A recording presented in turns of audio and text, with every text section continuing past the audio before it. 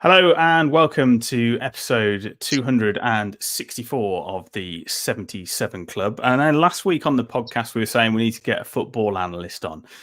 So we have found one. It landed in the DMs after the episode was published last week. So we've got Tom Bason on later. He's a sport and management policy researcher and assistant professor at Coventry University. So we're talking about all things Wolves profit sustainability. We're going to do a little bit about potential season ticket increases and also about FA Cup replays being scrapped. So Tom will be on in about 15, 20 minutes time. Otherwise, we'll say hello to Harry and let's start with our socials, Harry.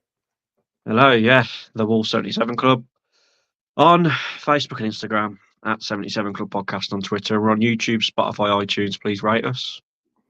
And we're broadcasting live on Facebook, I think, for the first time. Yeah. So hello and welcome if you are new. And also hello to Dan Bayliss. Hello. Harry, let's start with the Arsenal game. I know we're going to gloss over it a little bit because everybody wants to get to that Bournemouth game. But we will start with the game at Molineux, the late kickoff on the Saturday. Firstly, people weren't as drunk as I thought they were going to be. Me and you were included in that, which is extremely strange behaviour. 4 changes. Chirua starts up front. We look at the teams coming down. The Gary O'Neill press conference comes out on Thursday. Lots of players in the red zone. Semedo, Lamina fall into that category. Aït-Nouri is probably injured.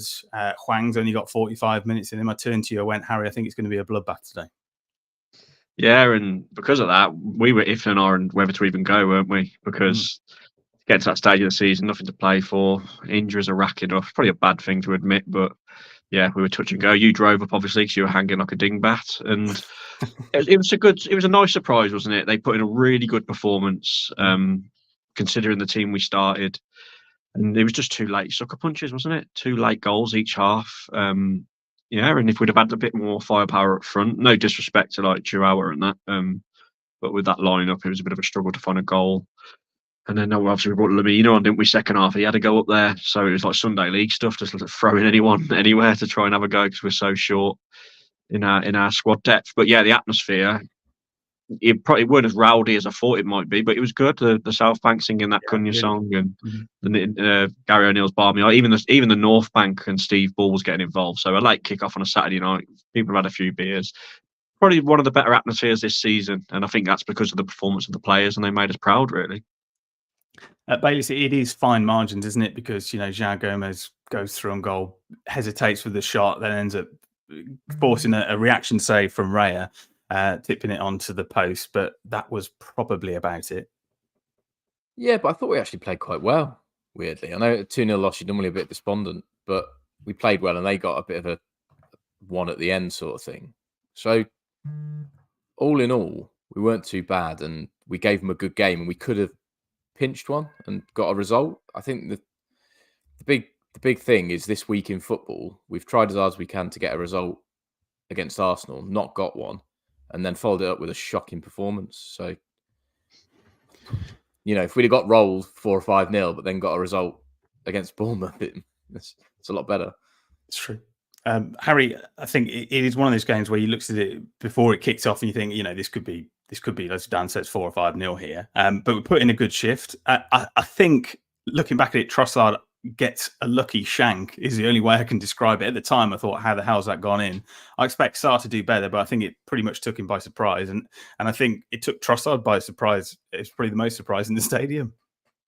Yeah, if he actually meant that, then he's probably a better player than we all think he is, because it just looked like a very lucky accident, didn't it? Obviously, he meant to shoot, but the way he sliced it into that top corner, barring in right in the stanchion when it a bit unlucky really, because we defended well. I know Arsenal had a lot of the ball and that, but yeah, as we've mentioned, we played well. And that Gomez, if that goes in when he hits the post, I know a bit of a mistake from then, it could have been a different game.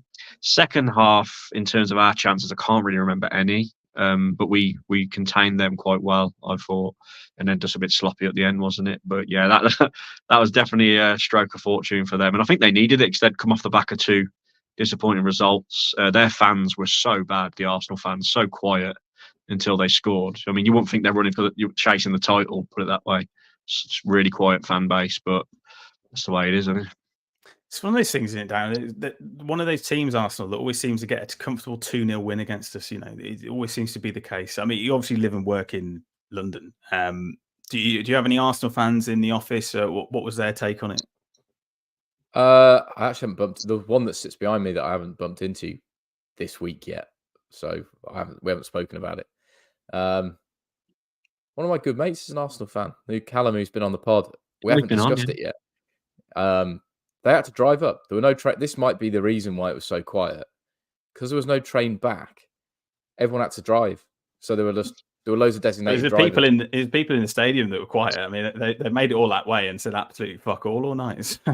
Yeah, I haven't really chatted. I'll probably see him tomorrow. I haven't spoken to him really about it. I think we chatted about it the week before, and it was always sort of like, look, we're low on fit first team players. You'll probably come and roll us, and we actually made a good game of it rather than them doing a comfortable 2-0. So I don't know. We've had some good results against Arsenal.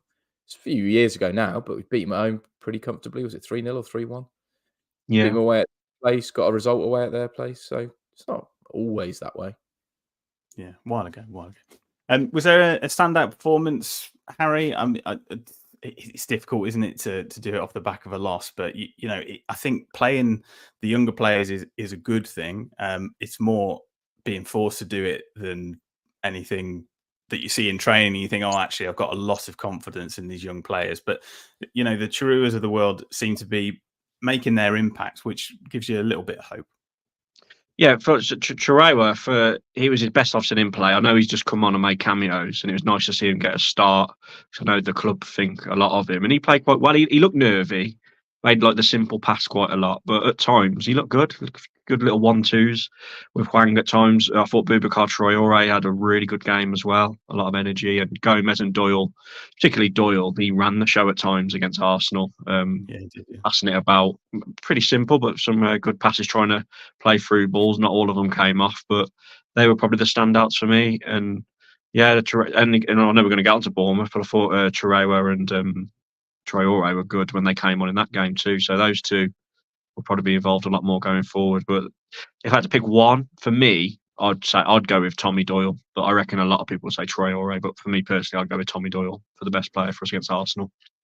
There's a little bit of a conversation going on in the comments section, which is what's your favourite jacket potato filling, lads? I think they want us to move on to the Bournemouth game potentially. Stephen says, I reckon Sam is baked beans. And Steve, you're absolutely right. It is baked beans and cheese. And if you go and see Spudman, go and get in the queue in Tamworth. He's absolutely huge on TikTok. Harry, we are talking about fucking VAR again. And I don't know where to start because it's a really weird situation. We played crap in the first half. Horrible. Stephen in the comments says, I wonder why the team appears to play at a better level against the top teams and yet tend to be disappointing against the so-called lesser teams. Any ideas? I don't know. But when the stadium is singing, it's not football anymore and boring, how much do you agree with that? Yeah, it is boring, but we've had it so many times this season, and every time we have a bad one, like the West Ham one before the one we had last time before this game was the West Ham offside, and I thought it can't get any worse now. And they seem to keep finding a way to just have a few more howlers, don't they? They keep dropping clangers. I couldn't believe when it went in. First of all, I was shocked that we equalised because, as we've mentioned, we were horrendous first half. We upped it a little bit when Traoré and Traoré come on, and Doherty. To be fair, I thought Doc did well when he came on. Bit of energy, but it was totally undeserved. Jose Sarr kept us in the game completely, pulled off about 100 saves. But yeah, great crossing by Semedo, great header.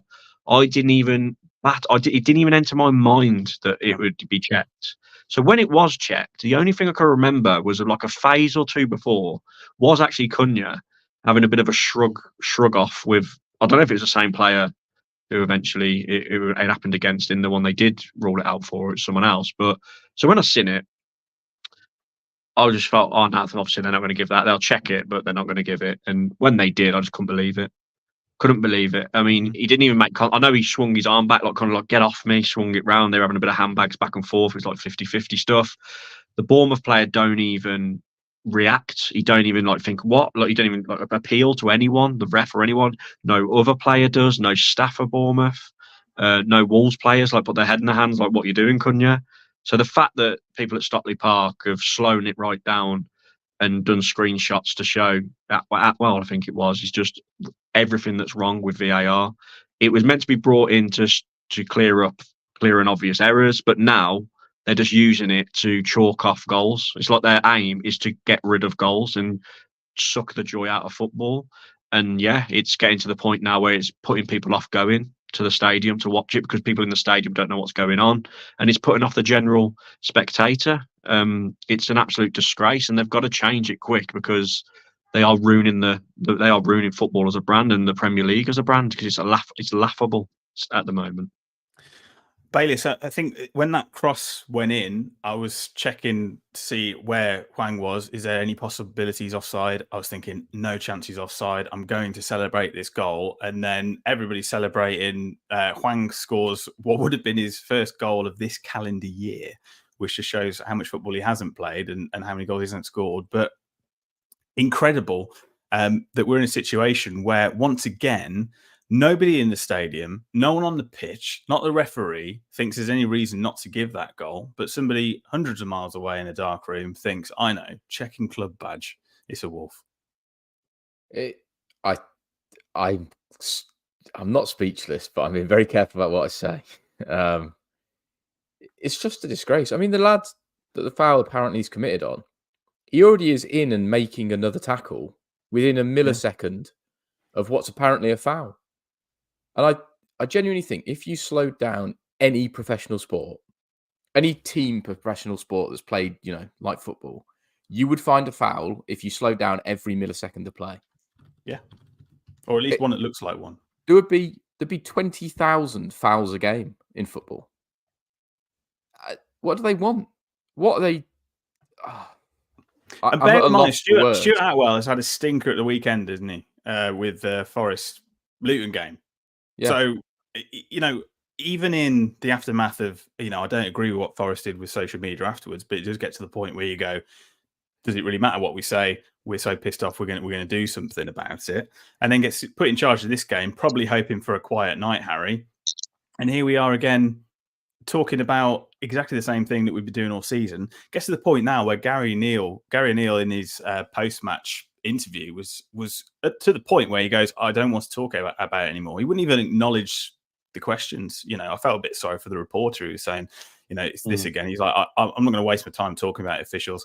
People can watch it, make up their own minds, and then go from there. And then she tried to come back in with a second question saying, is this something that needs to be looked at again at the end of the season? And it's just got to the point where he doesn't feel like he can even talk about it anymore, because if he talks about it in a detrimental way, he's probably going to get fined. But we are still awaiting an apology from the PGMOL. We've probably got enough to make a decent amount of wallpaper at this rate. I mean, let's think about the last few weeks. So Gibbs White does push Semedo in the build to their goal. I don't think that's a foul, but he does. So if we're going with, if there's some contact between two players off the ball, it's a foul. So then that's not a goal. Yeah. So where do we stop? It's just the Forest one. So it was Forest Everton, wasn't it? Not Forest Luton, Sam. I think. Yeah, Forest Everton game. Yeah, Everton. Yeah. Sorry. When they released that statement, it was a bit bizarre, and I was like, "What are they doing?" But the way I was feeling after last night, if I was Jeff Shea, I think I'd have tweeted out the same sort of thing. To be honest, I know he released a statement after the West Ham one, but it's an absolute joke, isn't it?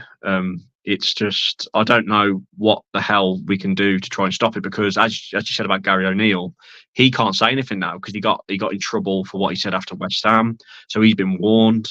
And that's what they do. They just get away with it, don't they? Nothing can be said to them. I'm sure if you went into, I bet Gary O'Neill did go in and speak to them, but they probably just make up a load of bullshit, don't they? And go on their jolly way, and they don't care, and they stay silent. They're not allowed to come out in the press and do interviews. The referees are all protected, as I said, and they're just incompetent, aren't they? The refs are not good enough, and they're making an absolute mockery of VAR. It probably could work if they had people who could make the rules, and it's common sense. Common sense is the big one. It's the big thing that they're not using, because if they knew the game, they would know that just looking at that.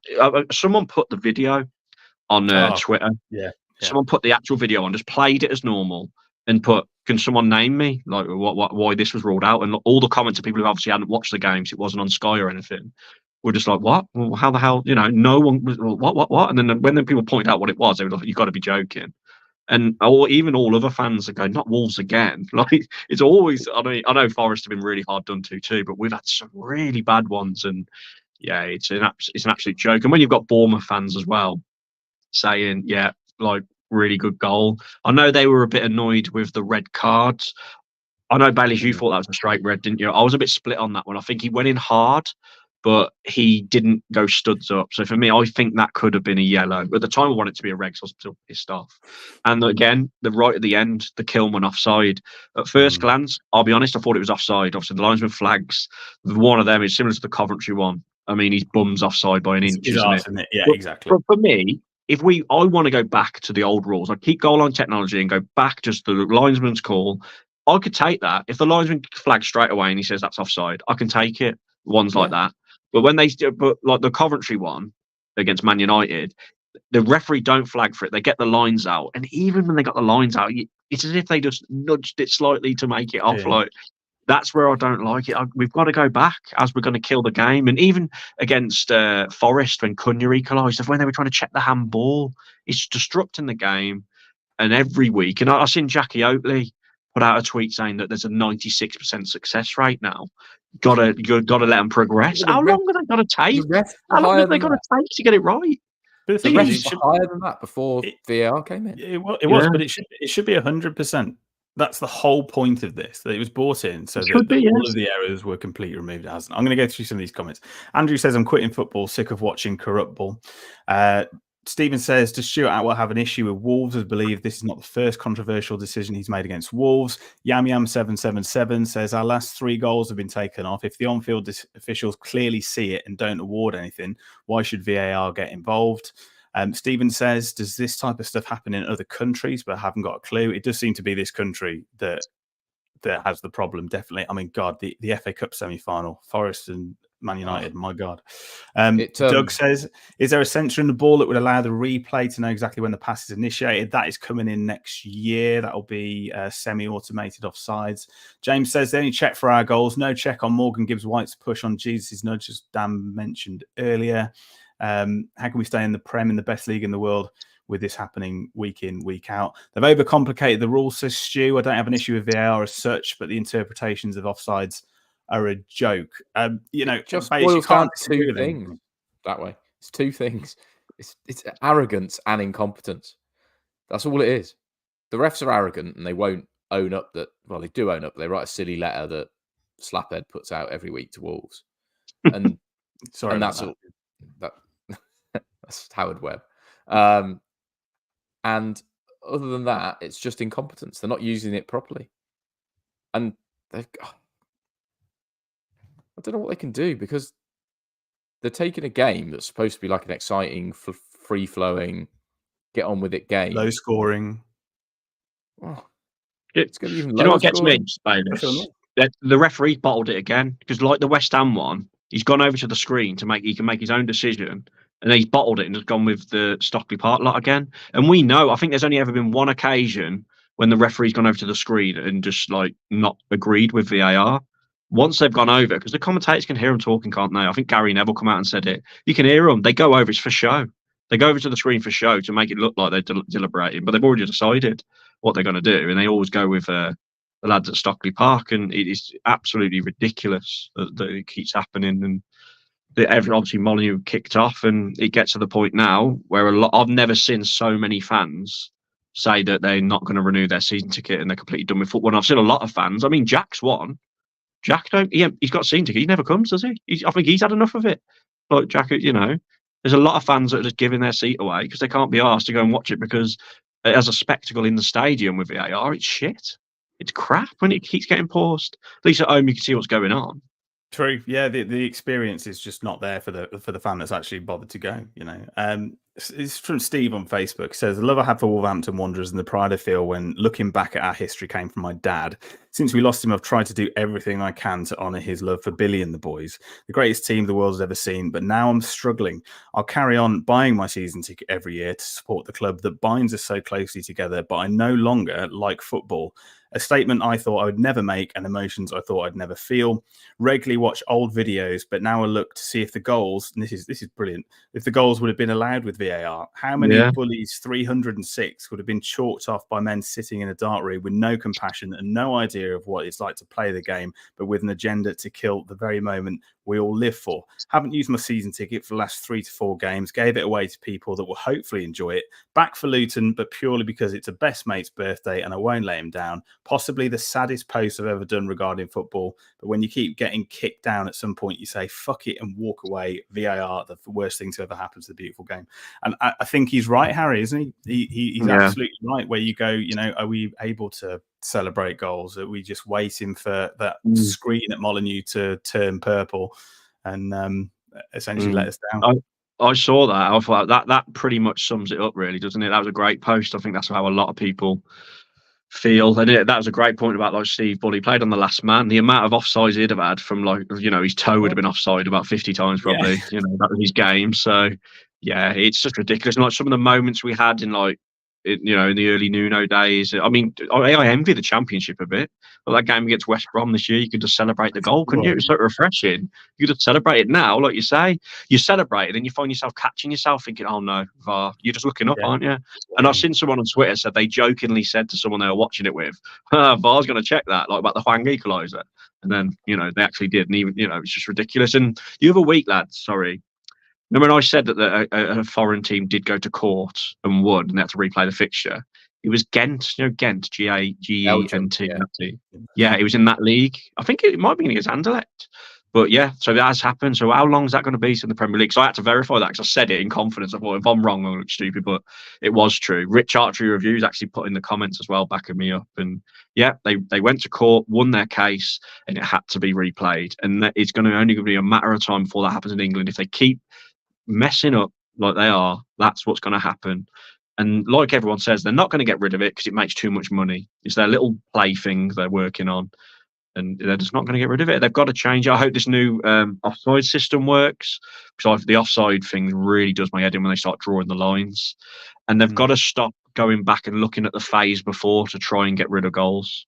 Just strip it down. Be more simple. Goal line technology, yes. The offsides, yes, but it's a bit murky. As I said, I hope the semi thing works. And the red cards and things like that, they still like the penalties, like the Hwang penalty for us against Newcastle and the Fabio one at Sheffield United. They slow everything down. So when they slow things down, it looks worse. And then when they screenshot stuff, it looks worse. Let him watch it in real time if he's got to go to the screen. Then make your decision. Slowing it down, it just makes it look like they're just trying all they can to rule off goals.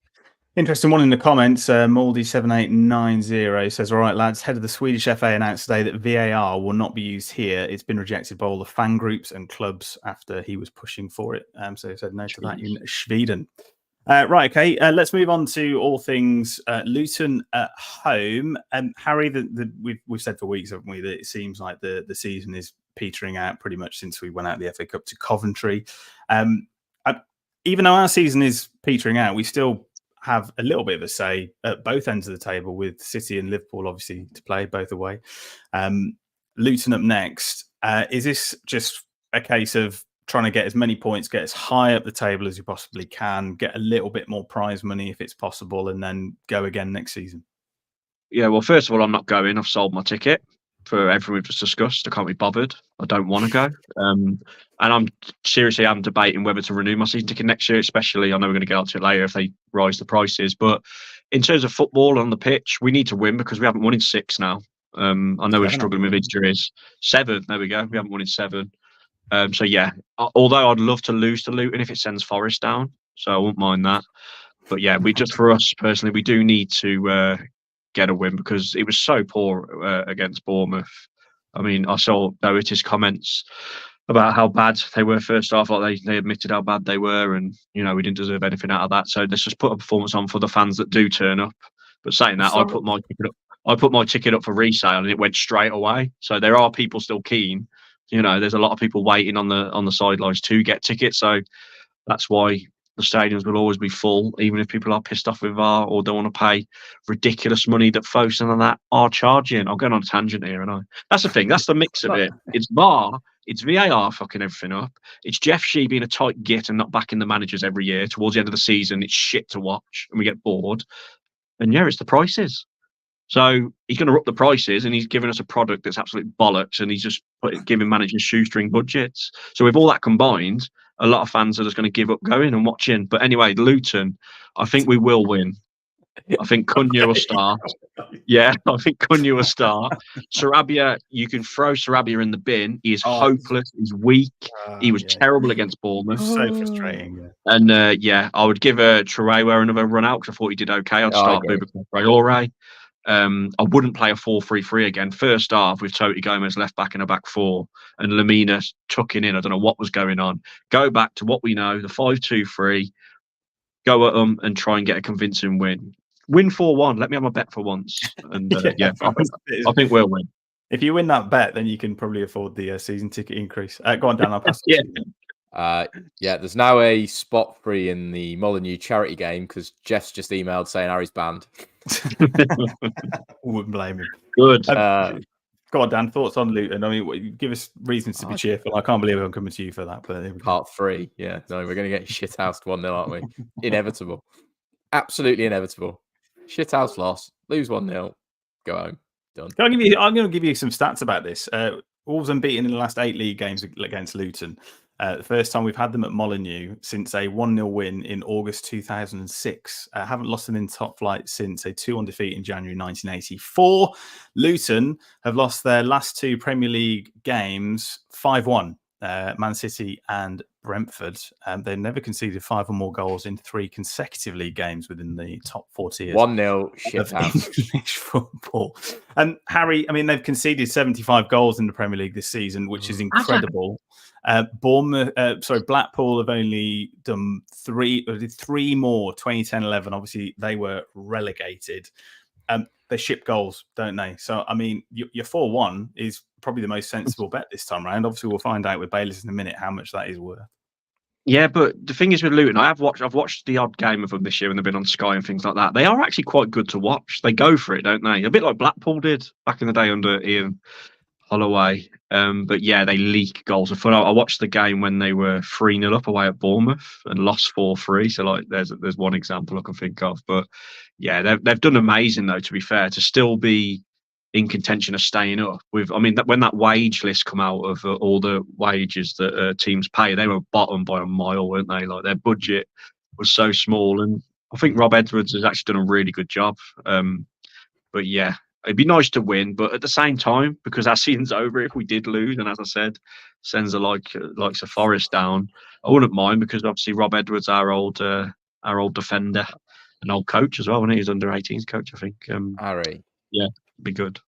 I'd rather Luton go down than Forest, 100%. No, I hate Forest. No, yeah, and that means it gives us a game. That gives us a game to look forward to with a bit of bite to it. It probably gets us a bit more cash because of the Gibbs White fee, I suppose, maybe. But this is for the comments. Last time we played Luton at Molineux, 1-1-0. If anyone can guess in the comments who scored the goal that game, Rob Edwards actually played for Wolves in that game. Was it ruled out by VAR, the goal? It was a twinkle. What year was it, Sam? 1-0 Luton. What year? 2006. But we'll let the comments have a go at that. Harry, do a score prediction. I want to guess Stephen Elliott. Incorrect. Okay, score prediction. I've got to go 4-1 Wolves. I've got to go for it now. Bayless, score prediction. We're losing 1-0, 100%. I'll go 2-1 Wolves. Bayless has got your latest odds. I have. I've even added in one for you, Harry. Wolves are even money to win at home, so we're actually not super short. Little bit of interest for you, Sam. Cunha first goal if he's fit. 2-1 Wolves, 22-1. Nice. I like that. Because they ship goals, I think they're going to be a bit dodgy from set pieces. So I'd look at 2-0 Wolves, Kilman to get the first goal, 190-1. He's been shocking lately. There's a little bit. And then I've gone Colton Morris first goal, 1-0 Luton, 70-1. See, that seems short. Yeah, you've got to hear me out on the bet builder. Go on. So Tommy Doyle to score in 90 minutes, Lamina to be carded, under 2.5 goals, and Luton to have 5 or more corners. 140-1.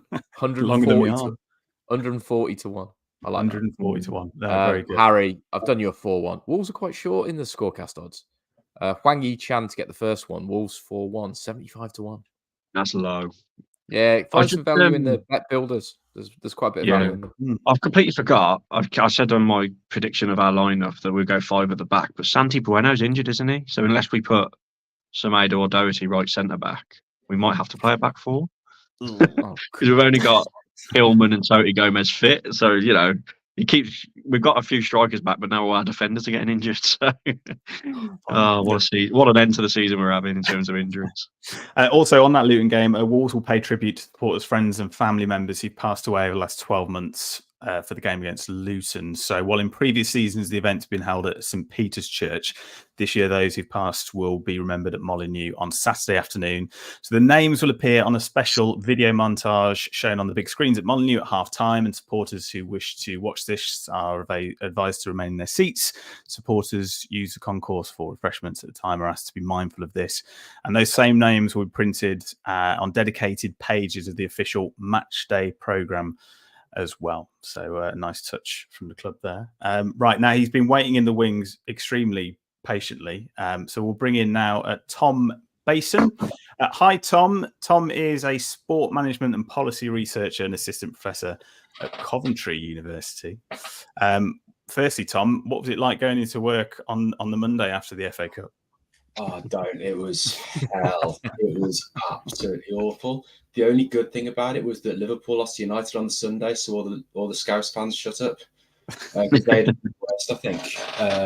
All the Coventry fans were actually pretty good because, what could I say to them? It's like, you were the better team, and if Jose Sarr hadn't played a blinder, you'd have beat us 3-0 normally. Yeah, no. So... And right now, we were talking about profit sustainability rules last week, and a little bit of financial analysis, which was sort of botched together by us. We said we wanted a football finance expert on. Bayliss said he'd give you 3 minutes. I think we might be a little bit more generous than that. Firstly, from what you've seen of it, and the numbers that have come out so far, and obviously there's going to be a little bit of guesswork, and the way that it works, it's all a little bit behind where we are in reality. But how healthy do you think Wolves are going into the next transfer window, but also overall? Football's a weird thing, isn't it? Because it's almost like expected that clubs are going to make losses. Like if Wolves are a business in any other industry would have gone bust plenty of times. I think that compared to other clubs, compared to Everton or whatever, we're in a okay position, but that's only as long as Boson are prepared to keep funding. There were significant loans a couple of years ago. There's little bits of money that go into the club every now and then. Without their backing, we'd probably be in trouble with that. You can say that about pretty much every Premier League club, really. In terms of going into the next transfer window, thing with the current profit and sustainability regulations is it's done on a 3-year revolving cycle. So that means that the year that's dropping off is going to be the average of the 2020-2021 seasons. They did those as an average because all the clubs were hit by COVID. So rather than having those individual seasons, they did it as an average. And that's comfortably our best year in the last 3 years. It would have been the Jota sale would fall. Yeah, and we had a decent season in 1920. We had the UEFA money and those extra games that we played at Molineux, which would have generated extra revenue. And so that's dropping off for this season. So I reckon that probably gives us a leeway of maybe 15 million or so for this season, which is why we made the sales in the summer. We sold Nunez, sold Neves, we sold Collins, and then made just a few signings in the summer, and then didn't sign anyone in January. We know we're okay for we know we're pretty much okay at the moment because we haven't been charged by the FA. So we're in a fairly comfortable position. So going forward, but then we've got quite a heavy year going off. So for next season will be the 2022 season that's dropping off, and that's quite a big one. That was roughly around 35 to 40 million loss. So that gives us that little bit of leeway going into next season. But what I don't think we want is to have one good season, too bad, one good, too bad. I think ideally the club will get it on a more equal footing, really. But I don't think we shouldn't see the same sort. If we do see the same sort of financial restrictions this summer, I don't think it'll be because of PSR. It might be because of cash flow in the club or because the club don't want to spend the money. I know that there's. Oh, go on, Dan. I'll bring you in. No, it's a bit of a question. So obviously, you hear quite a lot of clubs making loans to themselves from their ownership or whatever backing they come from. What are the limits and restrictions around that? And can a club just write off the money that they're loaned from a third party or a murderous state? Or so loans are fine. Clubs can make loans to each other, and they do that all the time. Fosun have loaned us money. The advantage of that is that normally you don't pay a huge amount of interest on it. That a lot of those loans tend to be relatively low interest. The base rate or nothing. I think West Ham used to pay the Golden Sullivan quite a lot in interest rates, but that doesn't count towards. It's not income, so it doesn't count towards the financial fair play regulations. So if Fosun loaned the club 200 million, that wouldn't touch the profit and loss account, and so wouldn't be counted as part of as income for financial fair play regs. Okay, so you can't just go and give a club 100 million quid, go and sign a 100 million quid player, and it writes itself off. No, some clubs try and find ways around that. So I believe Roman Abramovich used to buy a season ticket at Chelsea for $1 million a season. So this is what the Wolves ones are going up to, I think. and this is pretty much. And this is the issue that City have got. Part of the allegation is that City's owners paid money into City through sponsorships. That they gave the money to Etisalat and Etihad, who then paid the money to Manchester City in sponsorship. So your sponsorship, naming rights, things like that all count. Shirt sponsors, that's all goes in. Yeah, so your regular income. So your regular income normally comes in 3 ways, which is your match day income, your ticket sales, beers, that sort of stuff. Your commercial income, which is your sponsorships, and then your broadcasting rights. Including the broadcasting rights is then prize money and stuff like that. And then on top of that, any profit on players that you sell. Okay, that's your income basically. Anything else doesn't really count. Although Chelsea have sold their hotels to their owner this year and accounted that. Yeah. But I suspect the Premier League. And so technically, Wolves could go and put Fosun Group or Royal Caribbean or one of their whatever company they own on the front of the shirt and charge 50 million for 3 years. And can you write it off? Could have done up until about 6 months ago. Really? Close that loophole. So now any related party transaction, which is where the owners of the two companies essentially are related or associated, has to go through what they call a fair value panel, where a group of people look at it and say whether they think it's fair value or not, whether it's a proper sponsorship or not. Basically, it's that basically came in after Newcastle were going to be sponsored by all the Saudi companies, and the rest of the Premier League clubs said no, thank you. Can I ask a question? Cool.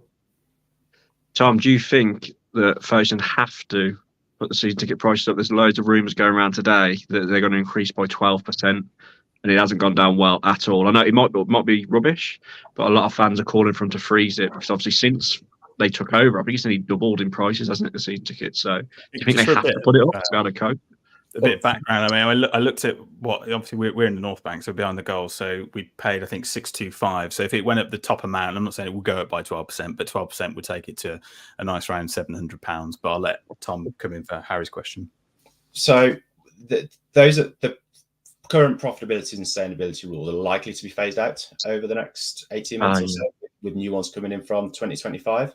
And those new ones are basically going to say that clubs can spend a percentage of their revenue on squad costs, basically transfer fees, managers, wages, basically.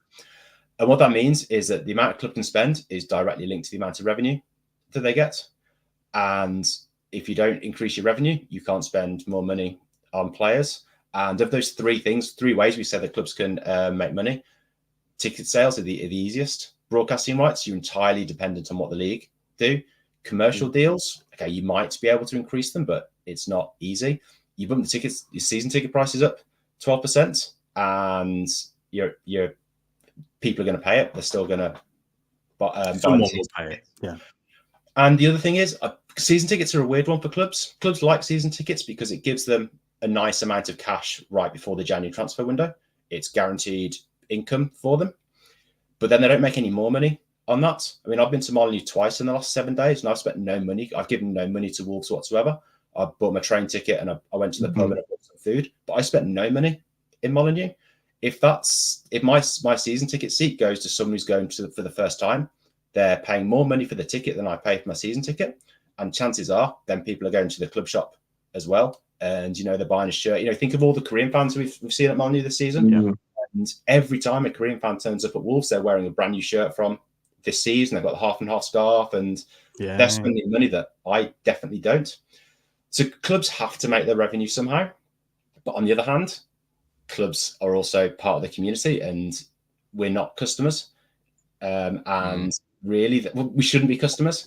But, clubs should be representative of our community. I grew up in Stourbridge. Wolves are effectively my sporting representative of where I grew up and where I live. And that's what the football club should be. But it's really, really difficult if every other club is making more money. And I honestly don't know. I don't it's a great point, though, isn't it? On the match day experience front, and I hadn't really thought about the I suppose you'd harshly probably call them tourist fans or fans that want to come over and see their football stars playing games and stuff. Buying, as you say, Harry, we walk past them every time, don't you? You go, who the hell is buying half and half scarves? And it's a lot of the careers are doing that. I think it comes down to match day experience, Tom. I think you're absolutely right. If you have an offering there which invites you into the stadium to have the food that you're going to buy outside of it, inside of it, and maybe get a beer in time for, I don't know, kickoff, then people are going to come in and do it. And I think until they address that, then there's going to be a shortfall. Is that not just a drop in the ocean, though? Like, we're talking about millions and millions of players and fees and running the club. Someone buying a hot dog, I know they're overpriced, but someone buying a hot dog and a pint is... They've tried with that fan zone, haven't they? That fan zone outside the South Bank, they brought that in a few years ago. So they are trying to get people at the ground earlier. But the thing with Jeff as well, he was starting to alienate the fan base a bit a few years ago with them Ask Wolves things, because all he spoke about was esports and foreign fans coming over from South Korea and Mexico and things like that. And as the prices go up, season ticket prices, he is going to, Wolves, focusing on him, whoever's making the decisions, are slowly going to make fans who've been going for years, and some fans probably won't be able to afford to keep paying the prices. They go up, and the core fans, the fans have been going, when we was in League One and things like that, are going to be, they're not going to be able to go anymore, and we're going to become a bit of a soulless bowl, aren't we? Let's be honest. I mean, I think the atmosphere since COVID's been horrendous at Molineux. I think the best atmosphere for a while was the Brighton game, and it was only about 22,000 there, so I think it was a lot of fans who want to be there and don't just come for the big occasions. And if we're going to have 20% of the stadium full of fans coming to watch Wang Hee-chan, I don't think Molineux is going to be that intimidating in years to come. So it's a tough one. I get why they want to do it. They want to make the club commercial everywhere and make us bigger worldwide. But then the local core fans are going to be the ones that suffer, especially if the prices keep going up. I think it was the Bayern Munich owner or chairman, Tom, was it? I think that came out and said, we could put our season ticket prices up, but what's an extra couple of £1 million to us? But then they've obviously got Champions League money. I think it's a little bit different in Germany because they can negotiate their TV rights, and obviously one of the top sides in Germany, they can negotiate better deals. So I suppose for them it doesn't matter so much. But haven't they got a part fans own thing as well? Yeah. But how much of a difference would it be to Wolves essentially? Yeah, but I think that quote does the rounds, and I think if you look at what buying season ticket sales strategy actually is, they have like a handful of seats that are very, very cheap, and then quite a lot of seats that are very, very expensive. I think that's an easy meme to pass around. It's not necessarily quite representative of the truth. But Germany is great. It does have the 50% plus one rule, which means that most of the clubs in the Bundesliga are looked after by the fans. I don't know if you know, last year they rejected equity investment into the Bundesliga. The club said, we don't want this money coming in. We want to stay as effectively member-owned clubs, and we don't want commercial money coming in to try and grow us more commercially. They wanted to stay as those community clubs that we were talking about before. Interesting. James in the comments says, does this rolling system for profit sustainability mean Everton and Nottingham Forest will still be struggling next season then? Could be. So what we see with Everton, they've been charged twice, and that includes 2 of the same seasons in both of them. That's partly the reason why their second punishment was so much less than the first one, because they'd effectively already been punished for those couple of seasons. But yeah, if you have one bad season, that potentially lasts for 3 years of blows you up for 3 years. Stephen says, are there any other business models that could sustain the club and allow for much needed player investment? I take it he's talking about Wolves there, but I suppose others would follow suit if they found one that worked.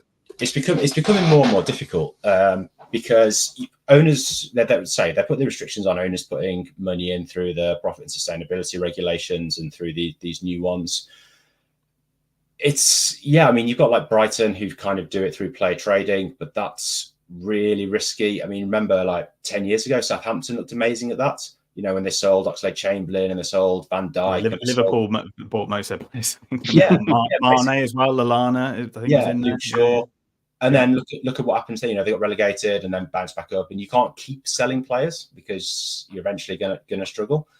So it's really difficult. I think some clubs like what Brighton are doing, I think being innovative through the way they buy players, I think is possibly the way forward. But I don't know if you've seen over the last couple of days, there's been talk of them trying to limit what the top clubs can spend. Put a hard cap and say that top clubs can't spend more than 5 times the amount that the lowest earning club earns in commercial and broadcasting income. To put a hard cap on the amount that top clubs could spend. And what could be interesting about that is it then means that the top clubs have an incentive for the lower earning clubs to earn more money. So potentially that might support us a bit, but we're still going to be competing with other clubs in the Premier League. It's interesting to remember. You're almost penalising the top teams then, aren't you, I suppose? Yeah, so it's kind of surprising. I'm not sure it'll get passed, but so it's kind of surprising that it's been raised. But one of the things to remember though is that, you know, we're a rich club compared to the rest of the world. I don't know exactly where we are, but I remember a couple of days ago seeing that West Ham were the 18th richest club in the world. That the very top of Spain matches the very top of the Premier League, but then like from 5th to 10th in the Premier League, it's so much richer than 5th to 10th in any of the other leagues. It's just that we're competing against, you know, other clubs who've got that money coming in from the Premier League. Do you think the Premier League itself and the leagues below, do you think the gap's going to get wider and it's going to end up being a cut-off of 20 teams that can sustain themselves with all the money? And or down to 18 teams at some point. It wouldn't surprise me. It's becoming more and more difficult that you're going to have those teams in the Championship who've got the parachute payments, who are just going to be so much richer. It's why it's fantastic what Luton did, and even Forest the year before that, and what Coventry have done, and Ipswich. Any club that can get promoted without them parachute payments are doing a fantastic job, but they're then really going to struggle when they get up there because they don't have the players to start with. Yeah, I mean, arguably without the points deductions, you know, the teams that came up would be, I mean, they are in the bottom 3 at the moment, regardless of the points deduction. So, I mean, that gap is already there. And the fact that they are yo-yos, and, you know, you look at Leicester about to come up, and, you know, Southampton are thereabouts, so Leeds as well in the Championship at the moment. Let's move on to, just very quickly before we go, is the scrapping of FA Cup replays. Harry, start with you. What did you think when they first came out? Because I mean, it's sort of been snuck in, but now they're completely gone. Yeah, I do feel sorry for the smaller clubs who are FX, really. I think they should have just done it from the 5th round, which is what happened. Was it this season, wasn't it? I think that was the best thing to do. I know Pep and Klopp moan about the fixture pile up, but for, you know, like Maidstone this year, you know, teams like that, when they have a run and they can get a replay, it keeps their club going for years, doesn't it? I think Tranmere put out a statement about it, didn't they? And it's a really good statement. It's a shame that the cup, you know, is one of the most famous cup competitions, and as the years go by, the last decade plus, it's just slowly dying, isn't it? It's dying and dying and dying, and I still love it. I mean, look how gutted we were when we lost to Coventry. It still brings the magic moments, but it's never going to be the cup it was, you know, pre-2000, I guess. It's just died on its ass, hasn't it, because of all the money in the Premier League. The only way to make it work is there should be a rule, if they go to one round, that any team that plays against a team that are 20 or more places higher than them in the football pyramid, that lower team gets all the money from the game. That's a good idea. Yeah, I think that's because it's not like you're playing, I don't know, Brighton versus Wolves, where at the moment there's a couple of places between us and Exactly. they go, oh, we'll take all the gates. Yeah, no, I like that. Tom, just before we get onto your perspective of the financial side of this, because obviously that is the main motivator for having them and the main reason that they've probably been kept all these years. But go back to Harry's point, the amount of games played in the season is getting more and more. But let's be honest, the Champions League is getting bigger. Nobody says boo to a goose when that happens. Oh, that's expanded. That's fine. Oh, how many extra games? Doesn't matter. It's the Champions League. And it'll just be another Club World Cup game, or it'll be another exhibition match during the summer. These games will not be filled with free time or recovery time. They're going to be filled with fixtures that are, funnily enough, going to make loads of money. But let's look at it from a financial perspective, because, I think these replays have saved clubs on occasions. Yeah, just on the play, I think likes of Bernardo Silva and Ruben Dias have come out and said they're playing too much. I think that is a genuine concern. But then you have Spurs playing Newcastle in Australia like 6 days after the end of the season, and yeah, replays. Yeah, so the way it works at the moment is each club gets 45% of the revenue after expenses from a game. 10% goes back to the FA, and so. Yeah, that money's gone. I don't know. I'm kind of torn on this, because I kind of think that a lower league team against a bigger team has a better chance of winning over 120 minutes than over 180, and I think that's been lost in it a little bit. Remember when Kiddie played West Ham a couple of years ago? Yeah. So that year there were no replays because of COVID, and Kiddie won 1-0 up, and West Ham equalised at the very, very last minute. I think if that goes to replay, West Ham batter them down in London on a Wednesday night, and because that went to extra time, Kiddie was so close to taking them to a penalty shootout. So many times we see the replay and the team just gets smashed in the replay. All the TV stuff has been talking about Hereford beating Newcastle. That was in 1974. There aren't a lot of examples since then. So I think potentially it gives a better chance to win. And I completely agree with that point. I've said for a long time, I'd see the FA Cup early rounds and make it. I'd see the FA Cup early rounds. Make sure that the lower league teams play the Premier League teams. No one wants to see Wolves Brentford in the third round of the FA Cup. No one gives a toss about that game. It'd be far better if we were playing Yeovil or someone like that in the third round of the cup. But yeah, so that financial aspect is massive. And so many clubs over the last week or so have come out and said the replay saved us. Leyton Orient got 2 million or so from a cup run a few years ago. Plymouth Argyle got a fortune from playing a replay at Anfield a couple of years ago. The difficulty, it kind of highlights the issue in the game that clubs shouldn't need a replay against a Premier League side to survive. That really highlights that we need a more equitable distribution model of money throughout the league, really. So yeah, I'm really torn on this one. I didn't want to replay in the third round. Yeah, true. Yeah, I didn't want to. We're in a privileged position, though, aren't we? I listened to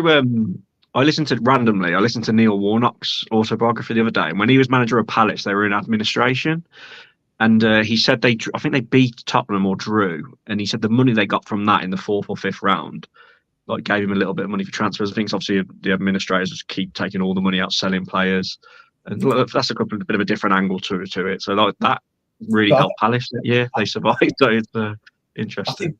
I think that maybe the FA Cup needs to work out ways to distribute the money a little bit fairer. That point you were making before about the lower league team always receiving the gate receipts and the TV money, I think would make a lot of sense.